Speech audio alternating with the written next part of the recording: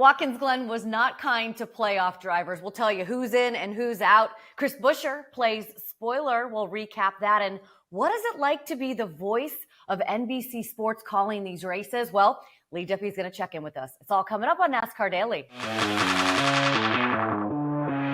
NASCAR Daily with Shannon Spake. It is Monday, September 16th. I'm Shannon Spake. Welcome into NASCAR Daily. What a weekend out in Watkins Glen. If you guys didn't like the end of that race, I don't even know what to tell you. Shane Van Gisbergen, Chris Buescher, mixing it up. All I could say is, what a move. Oh my goodness, it was so exciting. Let's take a look at how it got done. Chris Buescher winning his 6th career win, of course, his first of the season, and it was so exciting the way it went down. Take a look. Van Gisbergen tries to unsettle Buescher, puts it on the inside, gets on the gas. It's Van Gisbergen and Buescher side by side to you, Mike. Marcus will be back in Australia watching this, and it's shades of Keselowski and Ambrose all over again. Buescher gets on the inside of SVG and says, "You pushed me around earlier, I'm going to give it back." Chris Buescher wins at the Glen in the most spectacular style. This was so awesome to watch. And listen, I love Shane Van Gisbergen. I love how he is always smiling when he gets out of that race car, having so much fun. Of course, he was going for his 2nd career win, was not able to get it done. But let's hear what those two guys had to say when they climbed from those race cars. Oh, man, that was it's such a good build. Summaries.com Ford Mustang. Steve is so great. Long run speed was just phenomenal. And thought we lost it there in that last one. And just, man, to stay right there with him, that was the spot that he was better than us, and he missed it.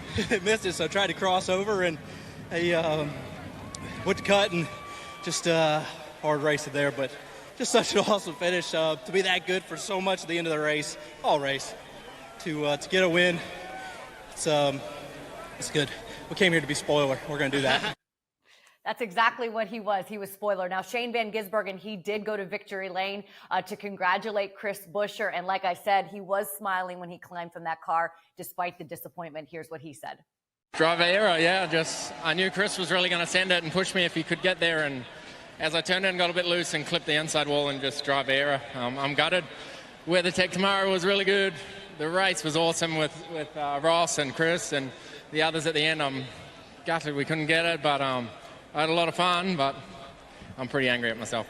I see you smiling, though, through the anger there. You used the bumper down in turn 1. He used the bumper there into the carousel. Is that fair play there since you used it into 1? I think so, yeah. It was just a little bump to get him wide, and I knew I was gonna get it back, so that's why I was pushing so hard, and it is what it is, but just gutted. That has got to be the moment that every driver looks for, right? Chris Buescher, knowing that Shane Van Gisbergen made that mistake and he could capitalize on it, and he did exactly what he needed to do. Obviously not one of the playoff drivers, Chris Buescher. It's still getting the victory. It's still a W. But we did have a lot of playoff drivers with issues yesterday. Only two finished in the top 10. That was Chase Briscoe, who finished in 6th, and Austin Cindric, who finished in 10th. Look at this list of drivers who had issues yesterday. All playoff drivers. Of course, we had pit road issues, guys spinning out early on. We had Denny Hamlin with the issues that started from the very beginning of the race all the way up into the end. And the playoff standings, Joey Logano, of course, is locked in from that victory 2 weeks ago. And you take a look at it, the top 10 all are 25 or more to the cut. So I wouldn't say feeling 100% safe, but feeling pretty good. The biggest gain on the day was Chase Briscoe, who gained 27 points with that 6th place finish. The biggest loser on the day was Ryan Blaney, who lost 16. However, he's still 29 to the good. I'm going to say that we're probably going to be talking about Ryan Blaney and the things that we saw a lot this week. Of course, he had the wreck on the track. He was taken to the garage. NASCAR deemed that his day was over. He was not very happy about it, finished 38th. Denny Hamlin, Brad Keselowski, those are the two guys, those are two champions that are below the cut right now. And Denny Hamlin, the last 2 weeks, the wheels, I guess, quote unquote, have just really fallen off that team. He had this to say after the race this weekend, talking about his destiny moving forward. He said, "We'll be fine. I have no doubt that we're going to be good and upfront and control our own destiny." Going, of course, to Bristol, where he's a 4-time winner and won there most recently as well. Yes, so playoff drivers having issues, Chris Buescher getting the win, and the guy that was up in the booth calling all of it, well, that's Leigh Diffey. And my goodness, since he has taken over that role as play-by-play, he has had some incredible calls. Bush goes low. Burton blocks. He gets back up. Comes to the line. Jeff, your little boy, has done it. Harrison Burton wins in Daytona. It's a win, and you're in. And the 29-year-old from Mitchell, Indiana, Chase Briscoe, wins the Southern 500 and is going to the playoffs. Did Buescher save the best to last, or has Van Gisbergen got a little payback? He gets wide, he loses it almost, he has to gather it up, but he can't do it. Chris Buescher wins at the Glen in the most spectacular style. I mean, I have goosebumps right now. It's early in the morning and I have goosebumps. Leigh, for you personally, like, I know that you have to go back and listen. You're a pro. You go back and listen to all your stuff and watch all your stuff, I'm sure. But what is it like for you to kind of hear those moments with your voice narrating the whole thing? Well, Shannon, I feel like I've won the racing lottery. You know, I've got that winning ticket because I've done 4 races now since post-Olympics. And 3 of the 4 have been just nail-biting finishes. And even the race in Atlanta was phenomenal. Joey Logano won, but he had a bit of comfort zone. But for those 3 that you played there, those clips that you played, it's like, wow, that could be a whole season highlights. But I've been lucky enough to have 3 of the 4 races I've done like that. So I feel extremely fortunate. Listen, I mean, you are, I think, the hardest working man in motorsports, right? If there's wheels, you've covered it. So there was no question about jumping into this role and how you would do. But that very first race you covered, Leigh, that was like a master class in preparation. Listening to you, knowing that this isn't a sport that you've covered all season long, and you just jumped in and just took control. What was it like for you prepping for that very first race? It was like being back at college and cramming because I'd just come off the Olympics and my bosses at NBC were kind enough to give me the Michigan weekend off just so I could, recover from Paris and have some extra prep time. And, it wasn't like I waited until then to start preparing. Of course, I was watching races throughout the year, but I did actually make myself go back and watch all of the races.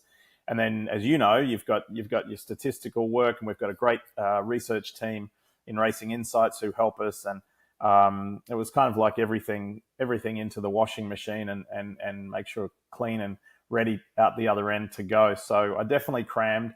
I definitely felt that pressure. What an enormous gift, but also what an enormous responsibility to have the first one at Daytona and to be one of those races where the walls were closing in and it was a win and you're in situation, and then to have Harrison Burton win. So.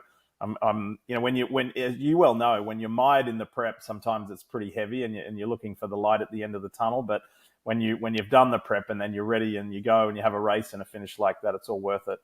What translates from like across all motorsports skills? Like, what's the one thing? Is it just storytelling? What do you think? Yeah, I think car or bike or athlete identification, and then whatever story, there's the big story, which is heading towards the playoff. Who's going to make it? Playoffs, pardon me. Who's going to make it? Who isn't? Where are they above or below the cut line? That's the overarching story. But then what are the smaller stories beneath that? The story within the story. And so I think you have to, I like to say you have this much, you start with this much information or research, and you might only use this much. And it's when you disseminate and when you decide to use what to help your storytelling. So I think that's the one thing that goes all across, no matter what category of racing it is. Are you ready for Bristol, man? I mean, this is it for you, right? First time? First time, same as Darlington. When I went to Darlington, I couldn't believe it. I was lucky enough to do some laps in the pace car with Jeff Burton, my teammate, and he's promised me the same at Bristol, so I can't wait. it was one of those. It is one of those venues and one of those races that some of my racing mates would always say, "Come on, we're going to Bristol," and just my schedule, it never worked out. And it's like I've always wanted to go to the Chili Bowl, but I'm always working. It's always been one of those races where there's been something on. So now my first time is going to be the time I have to call it. So I guess that's going to be good. I think I'm coming to Bristol as a race fan this weekend, and that's something I have never been able to do. So I'm excited about that. Quickly, before I let you go, I just want to get to know you a little bit. What kind of car do you drive? A pickup truck, Dodge Ram 1500. How did I know this? I knew that you were a truck guy. What's the fastest you've ever gone in a race car? In a race car? Mm-hmm. It'd be about close to 200 miles an hour, about 315 kilometers per hour at Bathurst. Yeah, that's amazing. Favorite racer to cover? What's your favorite driver to cover? That's too tough.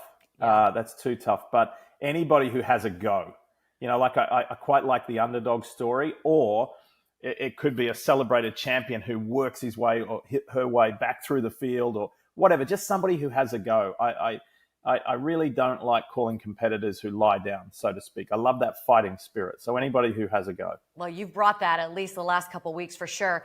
Favorite racetrack? Internationally, Le Mans, for the 24 hours of Le Mans. I have to say finally calling NASCAR at Daytona. That was really, really special. And I feel even though the run has come to an end now, I feel very, very fortunate to have called 6 Indy 500s. Oof. So 3 massive racetracks around the world, all completely different, but all really special. Final question. One NASCAR infield that you would like to party in before this season or next season's up? Well, I've never been to Talladega there either. You go. Right I've been to the dirt track at Talladega to watch World of Outlaws, but I've never been to the big track. But I hear the infield there is pretty wild. So I guess I'll see it. Leigh Diffey. Correct answer, my friend. Have fun in Bristol this weekend. I'll try to make it up to the booth to say hi because I think I am coming out there as a fan to see the Coliseum from that aspect. Thanks, Shannon. Thanks for having me on, and congrats on the show. Thanks. Leigh is so awesome. I cannot wait to hear him call this weekend's race in Bristol. It's going to be so much fun. All right, before we get going, best day ever on a Monday. That's our weekly segment, BDE. And I think that the best day ever has to go to 18-year-old Connor Zilisch. Take a look. First Xfinity Series start, okay? And he goes out and gets the win. The 7th driver to do that. Ty Gibbs, Dale Jr., Joe Ruttman, Ricky Rudd, Terry Labonte, and Kurt Busch are the other drivers. Not such bad company to be in. He also started on the pole, but I think the biggest flex of the entire day for Connor was when he was doing his post-race interviews in the media center. His phone rings, he picks up the phone, and it is boss man Dale Jr. He actually held the mic up to the phone so you could hear Jr. talking to him. It was very cool moment for Connor Zilisch, who's going to have a long career in NASCAR for sure, getting the victory. Okay, tomorrow, Social Speedway. Want to thank Leigh Diffey for joining us today. He's been so great up in that booth. And of course, congratulations to Chris Buescher and that entire RFK organization for getting the victory. We will see you tomorrow. Same place, same time. NASCAR Daily with Shannon Spake.